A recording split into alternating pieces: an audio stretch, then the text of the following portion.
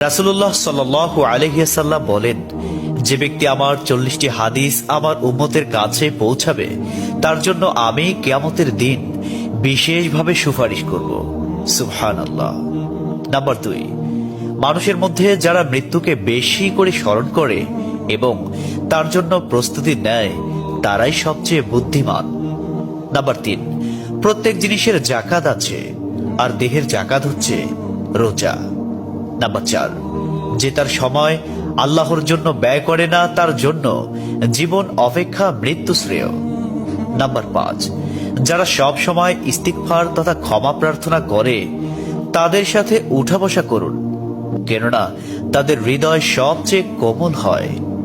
Number 6, তুমি যত সিজদা দিবে আল্লাহ তত গুণা তোমার মাফ করে দিবেন। সুবহানাল্লাহ। নাম্বার 7, সূরা ফাতিহা প্রায় 1000 রোগের ওষুধ। নাম্বার 8, হাতের তালুতে জ্বলন্ত আগুনের কয়লা রাখলে যেমন কষ্ট হবে তার চেয়ে বেশি কষ্ট হবে শেষ জামানায় ঈমান রাখতে। নাম্বার 9, রোজাদারদের জন্য প্রতিদিন জান্নাতকে সুসজ্জিত করা হয়। সুবহানাল্লাহ। নাম্বার 10, রাসূল সাল্লাল্লাহু আলাইহি ওয়াসাল্লাম বলেছেন, কিয়ামতের দিন সব নবীর চেয়ে আমার উম্মতের সংখ্যা বেশি হবে এবং আমি সর্বপ্রথম জান্নাতের দরজা খুলব। সহিহ মুসলিম, হাদিস নম্বর 196। 11, যে ব্যক্তি রোজা রাখা অবস্থায় মারা যাবে আল্লাহ তাকে কিয়ামত পর্যন্ত সকল রোজার সওয়াব দান করবেন। সুবহানাল্লাহ। নাম্বার 12, যে ব্যক্তি ফজরের নামাজ আদায় করল সে আল্লাহর হিফাজতে চলে গেল। নাম্বার 13, রাসূলুল্লাহ সাল্লাল্লাহু আলাইহি ওয়াসাল্লাম বলেছেন, রোজা ও কোরআন কিয়ামতের দিন মানুষের জন্য সুপারিশ করবে। মুসনাদে আহমদ, হাদিস নম্বর 6626।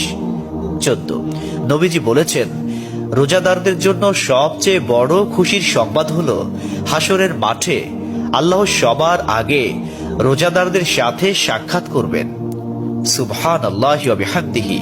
15, যখন রমজান আসে তখন জান্নাতের দরজাসমূহ খুলে দেওয়া হয়। 16, রাসূলুল্লাহ সাল্লাল্লাহু আলাইহি ওয়াসাল্লাম বলেন, যখন কোনো বান্দা আল্লাহর দিকে দুটি হাত উঠায় তখন তিনি তা ব্যর্থ বা শূন্য ভাবে ফিরিয়ে দেন না। তিরমিজি, হাদিস নম্বর 502। 17, হযরত মুহাম্মদ সাল্লাল্লাহু আলাইহি ওয়াসাল্লাম বলেছেন, একটি খেজুরের অর্ধেক হলেও দান করে জাহান্নামের শাস্তি হতে নিজেকে হেফাজত করো। সহিহ বুখারী, হাদিস নম্বর 6023। প্রিয় ভাইরা, নাম্বার 18, যদি ভালো হতে চাও তবে সর্বপ্রথম মিথ্যা বলা ছেড়ে দাও। 19, তুমি যখন রাস্তা দিয়ে যাও তখন আল্লাহর নামে জিকির করো, কারণ হাসরের দিন ওই রাস্তা তোমার নামে সাক্ষ্য দিবে। 20, তোমরা সব সময় উযু করো, কারণ কিয়ামতের দিন যারা উযুকারী তাদের হাত পা উজ্জ্বল থাকবে। সুবহানাল্লাহি ওয়া বিহামদিহি। 21, যার দুঃখ বেশি তার প্রতি আল্লাহর রহমতও বেশি। 22, যখনই নামাজে দাঁড়াবেন জীবনের শেষ নামাজ মনে করবেন। 23, যে মহিলা গর্ভাবস্থায় 1 খতম কোরআন পাঠ করবে তার গর্ভের ওই সন্তান একজন নেককার বান্দা হিসেবে দুনিয়াতে আগমন করবে। সুবহানাল্লাহ। 24, চুপ থাকার কারণে মানুষের যেই মর্যাদা হাসিল হয় তা 60 বছর নফল ইবাদত হতে উত্তম। সুবহানাল্লাহ। 25, রাসূলুল্লাহ সাল্লাল্লাহু আলাইহি ওয়াসাল্লাম বলেছেন, জান্নাতের সবচেয়ে নিকটবর্তী আমল হলো সময় মতো সালাত আদায় করা। সহিহ মুসলিম, হাদিস নম্বর 260। 26, যে ধোঁকা দেয় সে আমার উম্মতের অন্তর্ভুক্ত নয়। 27, তুমি জানো তুমি সঠিক তবুও তর্ক করো না, তর্কে জড়াইও না। 28, হযরত মুহাম্মদ সাল্লাল্লাহু আলাইহি ওয়াসাল্লাম বলেছেন, তোমরা বিপদে পড়ে মৃত্যু কামনা করবে না, বরং বলবে, হে আল্লাহ, যে পর্যন্ত জীবিত থাকা আমার জন্য কল্যাণকর আমাকে ততক্ষণ জীবিত রাখুন, এবং যখন মৃত্যু আমার জন্য কল্যাণকর তখন তুমি আমাকে মৃত্যু দাও। 29, সূরা ইয়াসিনকে কুরআনের হৃদয় বলা হয়। 30, হযরত মুহাম্মদ সাল্লাল্লাহু আলাইহি ওয়াসাল্লাম বলেন, মায়ের একটি কষ্টের নিঃশ্বাস 7টি দোজখের চেয়েও ভয়ঙ্কর, আর একটি সুখের হাসি 8টি বেহেশতের সমান। সুবহানাল্লাহ। 31, যে অন্যের বাবা মাকে গালি দিল সে যেন নিজের বাবা মাকেই গালি দিল। 32 রাসূলুল্লাহ সাল্লাল্লাহু আলাইহি ওয়াসাল্লাম বলেছেন, আমি যা জানি তোমরা যদি তা জানতে পারতে তবে নিশ্চয় খুব কম হাসতে এবং খুব বেশি পরিমাণে কাঁদতে। 30 মানুষ যদি মৃত ব্যক্তির আর্তনাদ দেখত এবং শুনতে পেত তাহলে মানুষ মৃত ব্যক্তির জন্য কান্না না করে নিজের জন্য কাঁদত।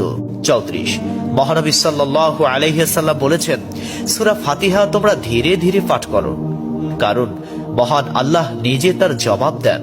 সুবহানাল্লাহ। হাদিস সূত্র মুসলিম 910। 35 রাসূলুল্লাহ সাল্লাল্লাহু আলাইহি ওয়াসাল্লাম বলেছেন, কিয়ামতের দিন যে জিনিসটি মুমিনদের পাল্লায় ভারী হবে সেটি হচ্ছে সুন্দর চরিত্র, আখলাক। আবু দাউদ হাদিস নম্বর 4101।